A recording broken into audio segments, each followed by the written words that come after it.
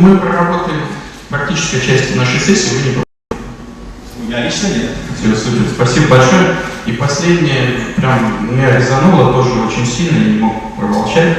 Я как человек, работавший, и как бы в администрации президента, условно говоря, и работавший в разных таких корпорациях, очень крупных, но если высокая текущая нагрузка и все министерства очень заняты текущими вопросами, и это выбивает, но обычно в любой нормальной корпорации, крупной, даже в нашей внутренней, обычно внедряют ERP-систему для этой, чтобы балансировать текущую нагрузку, финансы, ресурсы.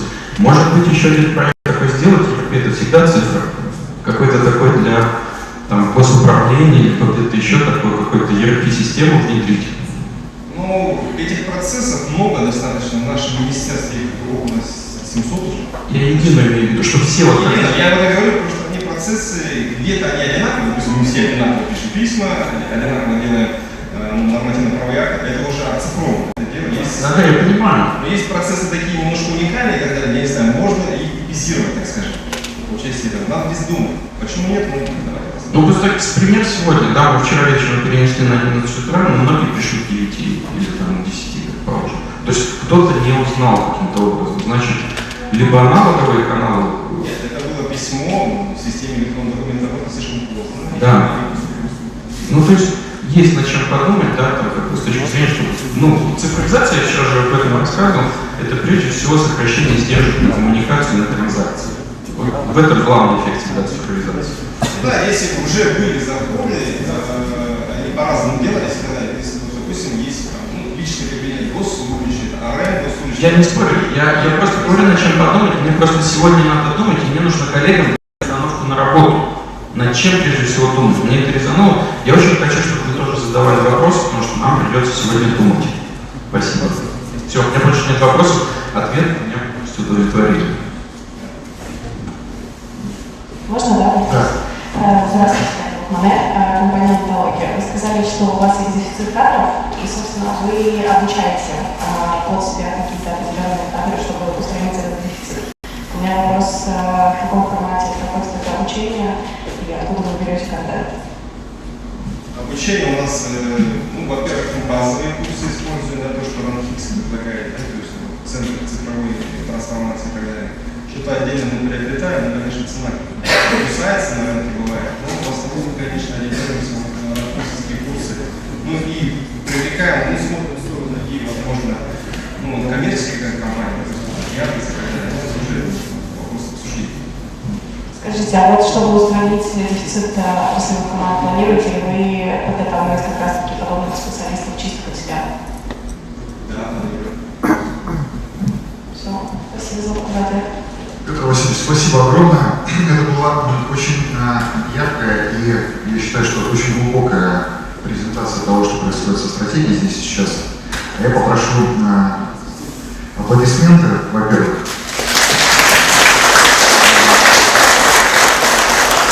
Во-вторых, за последующие 10 минут, коллеги, нам нужно совершить чудо.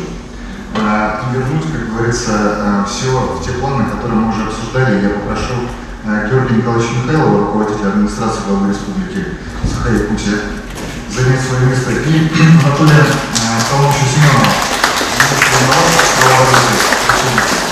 занять свое место. И, коллеги, в формате такого быстрого, но понятного брифа, 5 минут, но с очень понятной целевой установкой для целеполагания ваших коллег, нас на дальнейшую работу.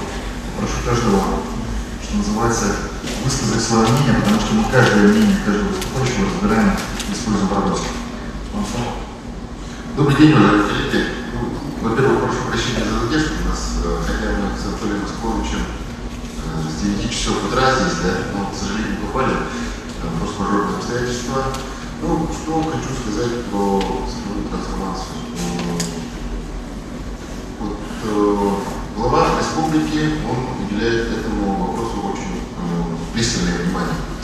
И самое главное в развитии любых проектов – это заинтересованность руководства. Мы, как администрация главы республики Саха-Якутия, этому тоже уделяем внимание достаточно. У нас есть отдельный первый заместитель администрации, который данным вопросом занимается и напрямую контактирует с руководством республики. И поэтому Алексей Сергеевич, когда было принято решение, вообще из города Алексей Сергеевич цифровой трансформацией сам еще сильно занимается, да, будучи мэром города Якутска, когда у нас еще и указа президента не было, и первые раскачки пошли по стране, то как раз я занимался развитием информатизации и беспрецедентные меры поддержки именно бюджетные средства направлены на обновление систем, обновление всех программных продуктов. И внимание руководства это подстегивает, это всегда большая ответственность. И самое главное, я бы хотел для своих коллег сказать, что самое главное это наша заинтересованность. Если мы будем с помощью Анатолия Скаловича, с помощью наших коллег понимать, чего от нас хотят, да, чтобы перед нами ставили конкретные целевые задачи и чтобы мы были заинтересованы в этом. Как администрация, конечно, мы вчера еще это больше, к сожалению, да, на данный момент мы эту функцию себя не снимаем, но мы больше сейчас заинтересованы в том, чтобы вам помогать курсами, еще какими-то семинарами, там, мероприятиями, поддержкой. Я думаю, что те позиции, которые мы сейчас сохраняем в республике, да, с помощью вас, специалистов ваших, мы будем дальше сохранять, но, конечно, раньше. Задач очень много, они поставлены не только руководством республики, но и руководством страны, и в ближайшее будущее они еще будут дальше ставиться еще больше на внимание всех и вся. Поэтому думаю, что сегодняшнее мероприятие достаточно важно для вашего понимания, чтобы вы поняли, в чем суть, чего мы от вас хотим, чем мы можем вам помочь и готовы к обсуждению. Спасибо.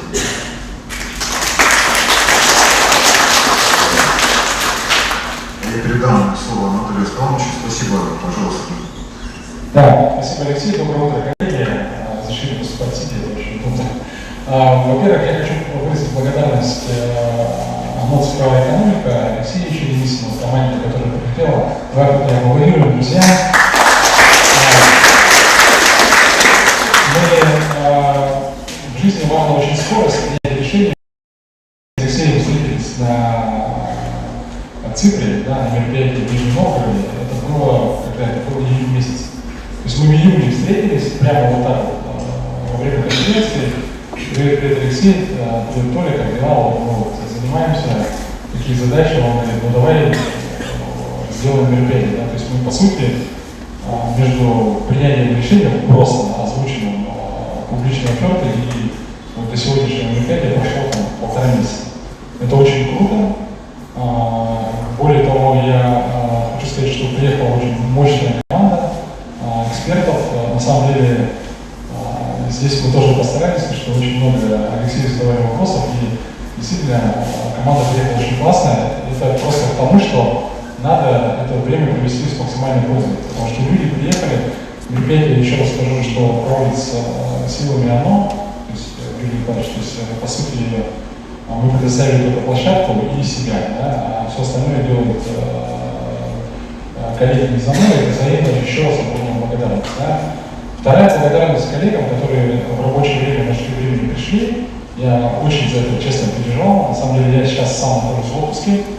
Вот, я специально взял отпуск, чтобы принять участие в мероприятии, потому что это тоже не так поделиться, как видно из процессов, которые происходят сейчас. Но тем не менее, это как раз очень важный момент личного выбора, личной ставки. То есть если ты не участвуешь, руководство не участвует, соответственно, ничего не произойдет. Это прям очень важно.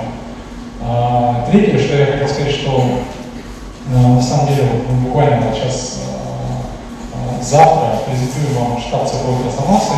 На втором этаже появится ваш дом, всех, где у вас будут кейпасы, проходки, куда вы можете приходить, там, проводить совещания, там, удобный коворкинг, удобно сделано для того, чтобы ну, скажем так, мы его не назвали штаммом, потому что действительно цифровая трансформация всех отраслей – это задача Министерства цифрового развития, да, республики, это задача наша общая. Да. Здесь как Минздрав будет работать, как Минобр, как наши представители, то есть ваши подведы, клиники, люди на местах, то есть можно собирать всех отраслях прямо работать с утра до вечера. Мы эту задачу выполняем, и завтра мы это презентуем. Ну и хотел сказать, что на самом деле самая главная вещь, которую, наверное, я хотел сегодня озвучить, потому что в любом процессе, для чего это нужно каждому. Зачем нужно это мне лично? Да? Допустим, вот моя мотивация, я вижу, что с помощью цифры можно облегчить работу чиновника. Другого варианта нет, потому что мы видим, что количество заданий сверху прилетает, каждый из вас это чувствует, увеличивается. Здесь есть коллеги, которые больше меня работают в госслужащем, да. Я вот за 3 с небольшим года работы чиновником, да, вот за 3 года для меня количество поручений увеличилось кратно. То есть я вижу, как вот если я сейчас работаю, по сути, на пределе своих возможностей. Я вот как там, я бульвар не вижу, там, да, или там, сгоревший человек, да, то есть это, по сути, очень много чиновников, которые просто сгорели на работе, потому что на самом деле мы все, вот, когда делали там инженерию процессов, мы видели, вот сейчас Федор озвучил, да, 770%, это на самом деле гораздо меньше, чем на самом деле нас назвали. То есть это помимо пандемии, помимо тех задач, которые приходят нам сверх того, что приходит, и еще раз говорю, и этот процесс будет увеличиваться. Сама структура правительства, сама структура госслужбы, она завязана на процесс. И вот когда мы внедрили, допустим, простой пример ЕСЭ, там 18 лет я пришел в министерство, да, мы сделали единый документооборот, в какой-то момент это нам облегчило работу. Да, то есть была вспышка, то есть было быстро согласование документов правительства, то есть стало все прозрачно, мы стали там. Но сейчас, теперь это стало тоже, процессов стало больше давления. Да? Если раньше, когда была бумажная работа, можно было какие-то документы откладывать, не делать, выполнять. Сейчас этого невозможно, стало прозрачно. И сейчас мы что делаем? Мы сейчас внедряем искусственный интеллект в ЕСЭ. Мы внедрили ЕСЭ, с архитектурой это делали с нами, когда AI там распределяет документы. Взяла себе функцию секретаря. Вот это и есть пример цифровизации. То есть не ЕСЭ цифровизация, а ЕСЭ стала платформой сбора документов. Причем в нашем ЕСЭ только 30% электронно значимых документов. Все остальное это что? Сканы, PDF-ки, с которыми, по сути, работать невозможно. Да? И этот процесс, ну, перед нами там 17 тысяч пользователей сейчас, да, это муниципалитеты. И вот это показывает то, о чем, ну, главная задача, то есть мы должны сюда включиться, чтобы облегчить себе работу коллеги. То есть мы должны рутинные вещи отдавать, скажем, тем технологиям, которые сегодня на рынке доступны. Они на самом деле очень простые. Вот то, что я сейчас назвал там цифрового помощника, это мы сейчас пытаемся внедрить, и там общество смеялось над этим, но на самом деле это делает огромную работу. Да, и у меня планерка начинается так, там Марина Юрьевна, сколько просрочек там, да, Анатолий Скорович, там просрочек нет. Да, и еще один пример из этого сделаю, да, то есть там смысл какой, то есть отдел поменял работу, то есть он до обеда занимается снятием контроля, после обеда занимается проектом, то есть по сути своей работой. И, допустим, вот сейчас коллеги из Министерства образования меня там просят, да, я как пример приведу, ну просто другого нет примера. Допустим, у них уровень исполнительской дисциплины выше, чем наш. Да, у нас там 95%, что-то такое. Да, у них там почти 100. Мы удивились, как Министерство образования, там действительно очень много задач, больше, чем в Министерстве цифры, на самом деле, потому что там 600 школ, там детские сады и вообще. Вывесило, что коллеги очень грамотно, просто вовремя продлевают поручения. Ну, то есть, ну, это звучит смешно сейчас, да, на самом деле из 100% 60% они исполняемы, как бы, да, то есть поручение не дано, там, допустим, 100 штук, 60 я по факту выполнил, 40 я продлил. А министерство, вот наше министерство, мы 75 исполнили, 25 продлили, да, Но процент, из-за того, что мы исполняли эти процессы, да, у нас проценты исполнения какие-то мы просачиваем. Да? То есть мы сделали, но с нарушением срока. Вот что важнее для государства? Исполнение проектов, то есть, ну, по сути, вот IT-парк это проект. Да? Мы должны были его сдать там, к сроку, мы его сделали к сроку, или сказали: Алексей Сергеевич, давайте мы там на 1,5 года перенесем еще IT-парк, потому что там нога болит, да? Денег нет, ну, обычно денег нет. Да? Вот, поэтому, и вот здесь мы договорились, да, вот эту рутину, допустим, контрольку, может делать реально. Это не контрольная функция, какие-то там, да, 4 человека, которые смотрят просто таблицу, смотрят вот, так, Министерство образования, здравоохранения, какого числа, там, сколько просрочек сделать, да, это может реально делать. А уже контрольная функция ГИПа может заниматься выявлением причин, почему же не исполняются сроки. Потому что эта суть важна в этом. То есть любое поручение для Минобра, что это какие-то школы, да? Это социальные объекты, социальные программы, в которых там, дети, какие-то функции государственного получения, да? Вот, а мы их просто сроки переносим. Что для нас важнее? И вот мы должны научиться понимать процессы и вот рутину передавать тем технологиям, которые существуют, и это будет облегчать вашу работу. Вот. Я просто сегодня максимально хочу использовать эту площадку, я 2 дня буду с вами, для того, чтобы на самом деле мы сегодня задавали, вот как коллега сегодня очень правильный вопрос задал, вот, на самом деле задавание вопросов самое важное. Я коллегам сразу хочу сказать, мы не идеальны. Да? Вот наш проект «Область», он не идеален от слова вообще. Но именно для этого нам нужны вот такие мероприятия. Вот это мероприятие, вот как раз, то есть если бы у нас было все классно, смысл, ну, типа, мы просто приехали, мы бы похвастались, у нас и вот здесь летает, тут летает, да, там. Но какие-то вещи мы можем тоже показать, что у нас действительно, ну, прорывные вещи. То есть вы можете что-то себе тоже прочерпнете, чтобы потом другим субъектам рассказывать. Где-то мы действительно продвинулись, да. Поэтому важно, коллеги, за эти 2 дня понять для себя, зачем нам это надо, и что мы должны сделать, чтобы это исправить, какие цели себе поставить. И еще хочу сказать, да, вот на самом деле правильное замечание, последний вопрос услышал там по поводу, и вчера я это слышал в разговорах, ну, все говорят, нет ресурсов, нет денег, да.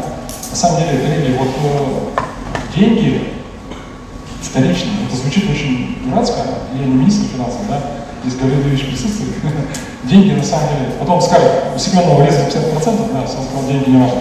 На самом деле, деньги не важны именно в процессе цифровизации.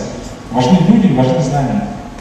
Вот уровень компетенции, вот мы же с вами в мае, когда Алексей Сергеевич провел совещание, мы же видели, да, как мы сдаем тесты, да, какой уровень у нас, мы понимаем процесс. Коллеги, вот мы можем все залить деньгами, можем дать вам 10 миллиардов рублей. Вы просто, самое лучшее не освоите, б, самое худшее вы освоите, после которого будут вопросы не только у проверяющих органов, но и вообще в целом у всех. Потому что просто там купить ГИС, там, потратить деньги, там, да, и любой ГИС это на самом деле задача. С ней же надо как-то работать, оттуда надо как-то данные брать. То есть я когда пришел в Лос-Анджелес, я видел зоопарк систем здесь, да. Системы с друг другом не дружат, да, и я заканчиваю этим.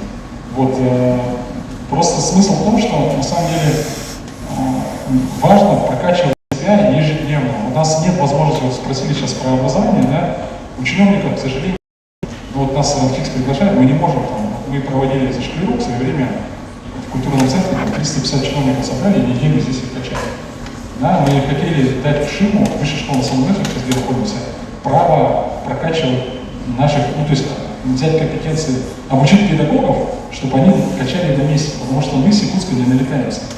И билет дорогой, да, и, соответственно, и нет времени, у нас нет возможности отрываться от производства. Поэтому, коллеги, вот мы с вами весной проходили вот этот онлайн-курс, мы требовали отсек, да, на самом деле это было о чем? Потому что надо это делать непрерывно от работы, то есть надо знания повышать ежедневно, потому что технологии, они меняются. Я вот сам, 10 лет этим занимаюсь, да, я каждый день узнаю что-то новое. Я просто прошу вас, просто эту задачу, я чувствую себя учителем в школе, да, то есть в смысле в каком? То есть эту задачу за вас никто не выполнил. С Георгием Николаевичем мы разговаривали, да, у нас в Якутии, у нас, основная проблема, у нас скамейка короткая. Мы как «Зенит» 2008 года, да, мы хорошо играем, хорошо забиваем голы, но если там Аршавин получит травму, заменить его некому. Понимаете, о чем я, да? Очень многие из вас люди незаменимые. И многие из вас это понимают, и многие из вас этим пользуются. Да, нужно требования к себе повышать, к себе личные требования, да, повышать, а вот наша задача эти возможности предоставить. Поэтому я желаю вот плодотворной работы завтра мы соберемся в штабе, да, и уже в режиме штаба будем достигать цифровизации. Спасибо.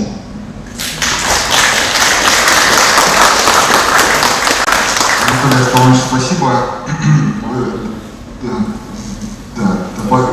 Добавим остроты и еще разрешим пару вопросов из зала. Спасибо большое. Мне очень важно от вас. Спасибо за установку на работу. Скажите, пожалуйста, вот сегодня я предполагаю провести стратегическую сессию. Она будет в формате такой деловой игры. Вы разрешаете нам пофантазировать, помыслить более свободно, чем вот в тех ограничениях, которые есть в стратегии цифровой трансформации? Я более я требую этого. Наша задача пересмотреть. Просто у нас срок 30 августа было, да, и мы на самом деле, знаете, вот есть, мы все чиновники, или как там, разделение личности будет, да, как у умного рыцаря, да, то есть мы постоянно несколько человек уважаем, там, гражданин, чиновник, да, папа, мама, там, сестра, брат и прочее. И на самом деле, с точки зрения как чиновника, конечно, мы уже стратегию усилили согласование от этого вопроса. Но у меня была задача, почему мы в июле хотели делать, мы хотели вообще пересмотреть ее, на самом деле, переосознать. То есть воспользоваться моментом вообще то ли мы делаем. Потому что сейчас стратегия — это набор проектов, по сути. Просто набор проектов по отраслям, которые мы делаем. Причем половина этих проектов вообще нужны. Ни я не понимаю, ни многие коллеги здесь не понимают. Да? Где-то говорят, нам сказали, там, Министерство образования это делает, там, Российской Федерации, мы делаем. Надо это и будет. Причем еще у региона есть специфические актуальные. Поэтому я решаю, конечно, фантазировать. Такие вопросы из зала.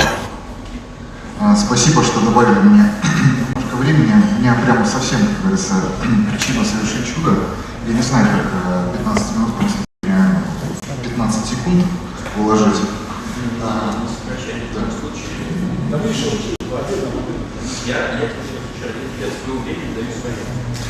Хорошо, коллеги, можно презентацию поставить? Во-первых, я тоже хочу сказать спасибо огромное о том, что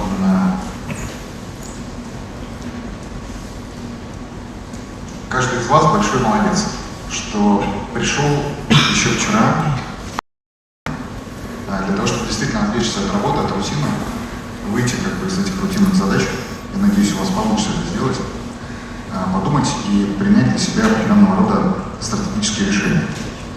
Пользуясь временем и присутствующими людьми, потому что каждый из вас в своей отрасли, в своем ведомстве принимает решения, я, наверное, постараюсь призывать вас к принятию решений по результатам этих 2 дней.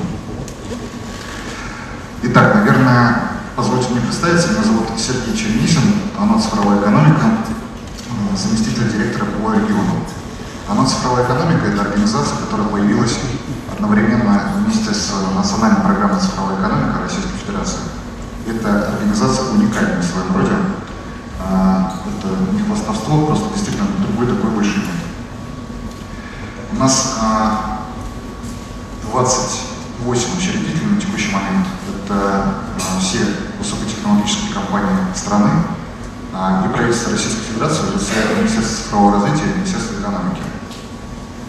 Мы объединяем себя на площадке государства, бизнес и экспертные отраслевые сообщества для того, чтобы, в принципе, оценить эффекты от развития цифровой экономики в стране.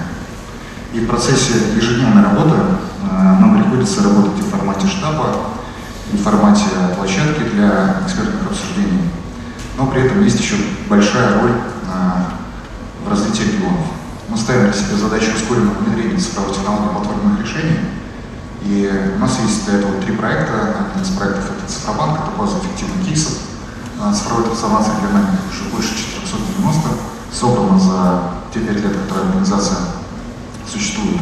И 2 проекта по стратегическим сессиям, это цифровая прокачка регионов, то, что мы проводим в регионах Российской Федерации, и международную цифровую прокачку, так как в этом году мы уже начали проводить на международном уровне. коротко, почему мы, в принципе, как бы стараемся, да, от себя как-то заявлять какие-то экспертные позиции, могу сказать следующее, что мы, в принципе, находимся сейчас в 35-м для нас регионе. Это 49-е мероприятие, которое мы проводим с моими коллегами. Через эти мероприятия достаточно большое количество экспертов прошло, достаточно большое количество проектов уже обсуждалось, что, собственно, позволяет нам определенным образом расставлять акценты и стараться для вас быть и в честь организатора площадки, дать вам возможность установить правильную коммуникацию с коллегами, но и при этом отработать как эксперты, которых можно подумать, что называется, что-то уточнить и посоветоваться, либо проконсультироваться. Я, наверное, не буду останавливаться в целом на обвязке о том, как стратегия цифровой трансформации в принципе в регионах Российской Федерации появлялась. Я оставлю вот этот слайд, я считаю его самым важным. Это не мои мысли, это мысли ваши. То, что сейчас написано на экране, это цель цифровой трансформации, которая отражена в стратегии цифровой трансформации Республики Саха-Якутия. И для того, чтобы наша работа была в том числе практическая, мы уже со вчера, многие коллеги вчера погрузились в процесс работы, сегодня мы продолжим. Я обращу внимание на акцент, который в цели цифровой трансформации заложен, а именно повышение качества жизни и удовлетворенности населения. Вот мне бы очень хотелось, чтобы мы в следующие 2 дня, обсуждая каждый проект, либо портфель проектов, либо какую-то стратегическую инициативу, об этом не забывали. То есть не забывали о том, что каждый проект должен влиять на повышение качества жизни и, самое главное, на удовлетворенность населения республики от этого проекта. Вполне возможно, этот простой, казалось бы, механизм позволит нам еще больше сократить количество проектов в стратегии включенных, да, и еще больше сократить количество параметров, по которым эти проекты будут оцениваться. Потому что все-таки, когда количество показателей больше 150, то у меня есть ощущение, что каждый из вас это как минимум пилот Боинга, который по 150 параметрам должен, значит, ориентироваться ежедневно в своей работе. Чтобы этого не происходило, наверное, давайте подумаем о том, чего мы делать, и сосредоточимся на самом важном. Я думаю, что я уложился, и передам слово Павлу, потому что надо переходить к практической части. Да, спасибо большое. Коллеги, мы сейчас переходим к практической части работы. Помните, я вначале делал установку, да, вот? Я очень надеюсь, что вот эти доклады вы декомпозировали следующим образом. После обеда я проверю. Коллеги, я сейчас хочу рассказать, что будет дальше. Я вот выйду, у меня не презентация, мне опять нужен флипчарт. Это мой рабочий инструмент. Если я здесь поставлю его, можно будет, да, транслировать? Или куда мне его поставить? Хоть куда-то, да? Все. Мне сказали хоть куда. Да. Спасибо большое. Смотрите, что у нас будет дальше происходить. Я вам буду давать инструменты, при помощи которых мы сегодня будем работать. Но я очень надеюсь, что этот инструмент вы будете дальше использовать как для корректировки самой стратегии цифровой трансформации, так и вообще в повседневной работе. Это позволит вам очень сильно сократить время и начать оптимально использовать затраты, ресурсы.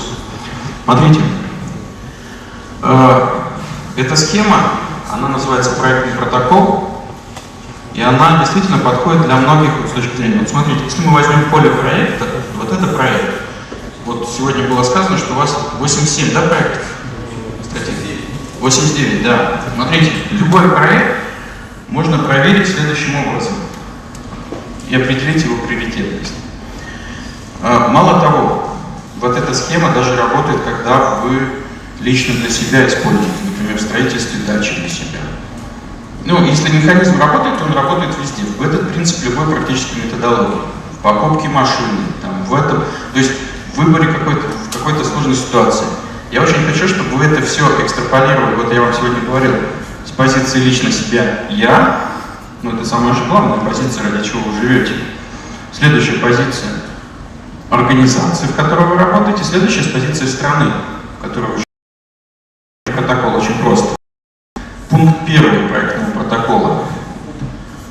Он очень простой. Вопрос «что?». Мы берем стратегию цифровой трансформации, там есть название проекта. То есть название и краткое описание. Все, это уже есть у нас, это известно. Пункт 2, следующий шаг, это шаг 1. Все, мы взяли. Шаг 2, почему я попросил распечатать 6 экземпляров, у нас 6 рабочих групп будет, и мы прям будем вот отрабатывать, как мы будем с каждым проектом работать. Смотрите, пункт 2, ресурсы. Причем, смотрите, ресурсы,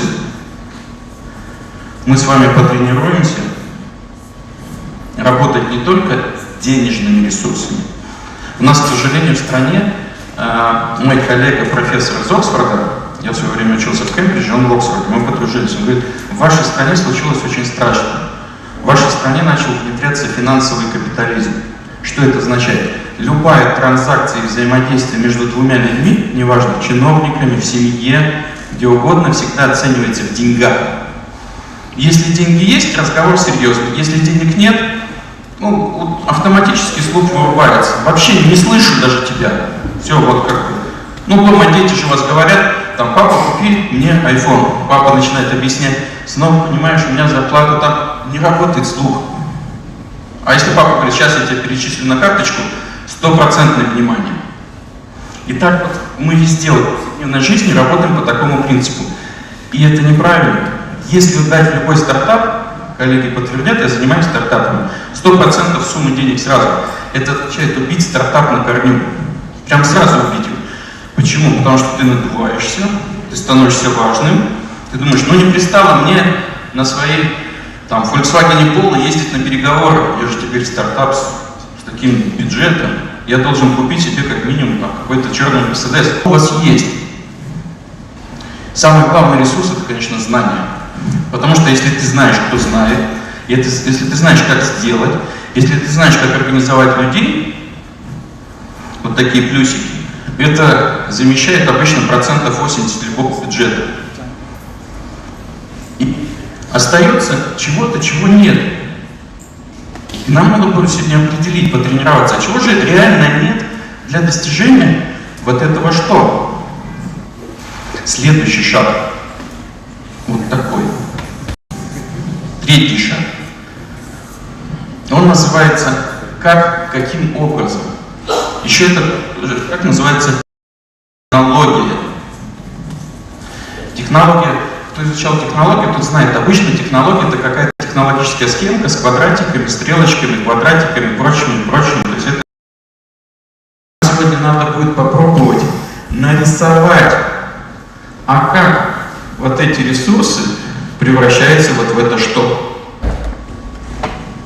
Если вот ответа на вопрос «как» нет, то, соответственно, это не имеет тоже значения никакого дальше. То есть, если вы не проходите, причем смотрите последовательность шагов. 1, 2, 3. Нельзя начинать с 3. Надо начинать с 1. Дальше момент. Инструмент. При помощи каких инструментов мы будем делать вот это как? Очень простой шаг, потому что когда вы рисуете квадратики и стрелочки, каждый квадратик это инструмент. Просто их надо перечислить. И понять, что есть и чего нет. Вот это проходит так опять. Дальше следующий момент. 5. Это ограничения, нормативка, какие-то иные знания. Вот мы же работаем с цифровой трансформацией именно в Республике Сахай. Если мы работали в Белгородской области, там уже все хорошо. Но если мы возьмем из Белгородской области и перейдем сюда, работать не будет. Почему? Другая культура, другая система взаимоотношений, по-другому отношение к ресурсам. Но это надо учитывать. Культура места. Кто там говорил, что культура жрет на завтрак любую стратегию? Ну, вы же читали все умные книги. Домашнее задание посмотреть, кто сказал эту фразу. Хорошая фраза. Смотрите, и только после этого 6 шагом мы наконец, можем написать, а что мы делаем на самом деле? Понимаете, если вы не учитываете дефицит ресурсов, если вы не знаете, как это делается, вы не можете сказать, что вы делаете. Цель ставится в конце, не в начале. Если вы вначале ставите цель, но не знаете ни про ресурсы, ни про возможности, на эту тему есть прекрасная книга «Прохождение Швейка». Он там произнес замечательную фразу. «Совсем, чтоб никак, так не бывает. Как-нибудь да случится». Вот смотрите, чтобы как-нибудь да случилось, вот цель ставится в начале. А если вы хотите реально управлять процессами, то есть если вы реально руководитель, и у вас есть стратегическое мышление, цель ставится только в конце, когда вы все знаете про ресурсы, про технологию, про ограничения. А вдруг у вас какой-то цифровой проект, мы же не знаем его последствия, вылезет за культурные нормы, принятые в Республике Саха-Якутия. Что с этим будет? Ну, я вот бывал в разных странах, в некоторых странах за это цифровизаторы сжигают. Ну, это культура. Я не знаю, что у вас делают, может, мне потом расскажут за мои некоторые вопросы, которые выходят, может быть, за рамки культуры. Я об этом узнаю потом. Спасибо. Я завтра уеду. Быстрее. Смотрите, но самое главное, сошли цифровизаторы, все. Вот здесь уже говорить о что, целях и задачах бессмысленно, потому что этого просто не будет. Нет человека, нет проблемы. Ну, такой у нас есть культурный паттерн нашей страны. И смотрите, вы уже поставили все. Цели, задачи, поставили все. График, план, миссию, все это хорошо. Все. Но всегда есть, вот я его нарисовал, пункт номер 7, шаг номер 7. Это называется внешний контекст. Это означает внешний мир, это нахождение за пределами системы. Вот все, кто составлял стратегию в 2019 году, они не могли учитывать ковид. Пришел ковид, 7-й пункт, и он вот это все взял и поменял. То есть мы всегда должны оставлять в стратегии возможность появления черного лебедя. Кто это сказал? Про черный лебедь написал. Тоже домашнее задание погуглите. По Яндекс.Сети, сори. Вот. Пожалуйста. Вот мы сегодня будем оттачивать вот этот навык с вами. Поэтому у нас вся работа будет проходить этажом ниже. Там уже расставлены столы. Можно уже переходить, да, я так понимаю? Нет еще? Можно, да? Все. Коллеги, тогда сейчас вот, если у вас есть ко мне вопросы, я готов ответить по этой схеме. Если нет, тогда спускаемся на этаж ниже. Смотрите, там расставлено 6 столов. Татьяна, можно помочь мне? Напишите на каждом флипчарте название той приоритетной отрасли, которая сегодня прозвучали. 6 приоритетных отраслей. А вы должны выбрать тот стол, ту отрасль, в рамках которой вы хотите поработать. Вот прямо сейчас спускаемся, рассаживаемся, там 6 групп столов, и мы продолжаем работать. Спасибо большое. Коллеги, всем спасибо, встречаемся.